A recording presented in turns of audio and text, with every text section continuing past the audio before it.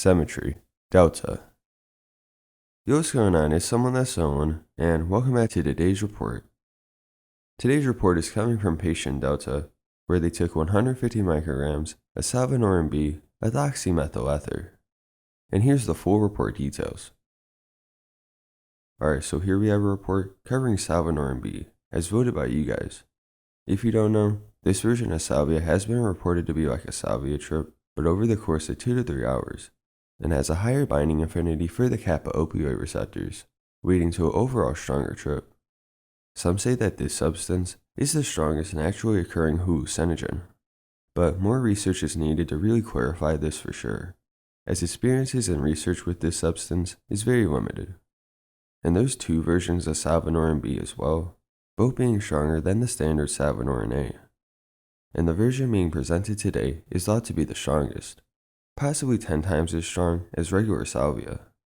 And also this is from an article author in Entheogen Review, but we'll break this down and talk about it more in a future video. But for now, I'm sure you'll enjoy this report, so without further ado, let's dive right into this. Delta. Recorded the day after the trip, then transcribed. 2 minutes in. 50 micrograms. The first thing I noticed was a bit of general lightheadedness, a little tingling everywhere. I couldn't differentiate it from being mildly stoned, something like that. I couldn't tell if it was placebo. Am I feeling something, or am I not? 4 minutes in. 50 more micrograms. 100 micrograms total. Then it was more. I definitely got some effects. The shadows were very strong, and the walls. The spaces between the shadows were more orange, very orange, much more so than they normally were. Now I can see this picture that's difficult to describe on the wall. The Hope and Fear picture. See figure 4. The blue stuff looked more like a hologram. The blue bits looked more silver and had a degree of depth, like a hologram jutting. And it was by far the most interesting thing on the wall. The rest just looked like shadows, and the tea mugs looked more orange. The glow seemed to spread further. 6 minutes in. 50 micrograms more. 150 micrograms total. It was a feeling of, it was not pleasant, but I guess foreboding was the word you used. It was a sense that I didn't necessarily want it to be there more, but because the effects were so relatively mild, I felt that even if the next one is worse, it probably wouldn't be worse to the point that I don't know, freak out. And then it really was just a linear increase on everything I had before. The shadows became more exaggerated. The hologram thing looked more like that. Then I remember looking around and realizing that everyone was here, and that I had entirely forgotten what was actually happening.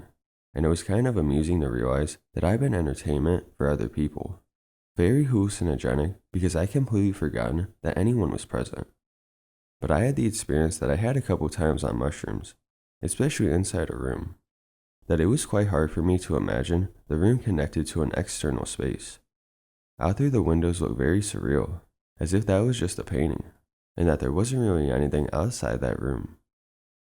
I didn't have any strong feelings of time distortion, but had you asked me to make any kind of judgment about future or past, I would have struggled.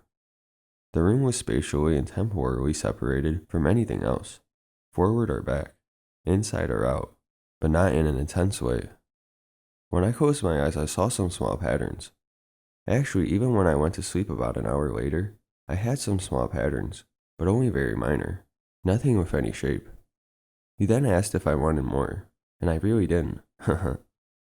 At the same time, I wasn't having a bad experience, but there was a sense of caution, like, I really don't want more.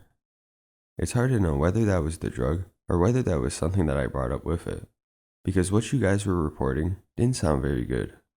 So in my mind, I was thinking that if I took more and got into this next state, then that would be a disaster.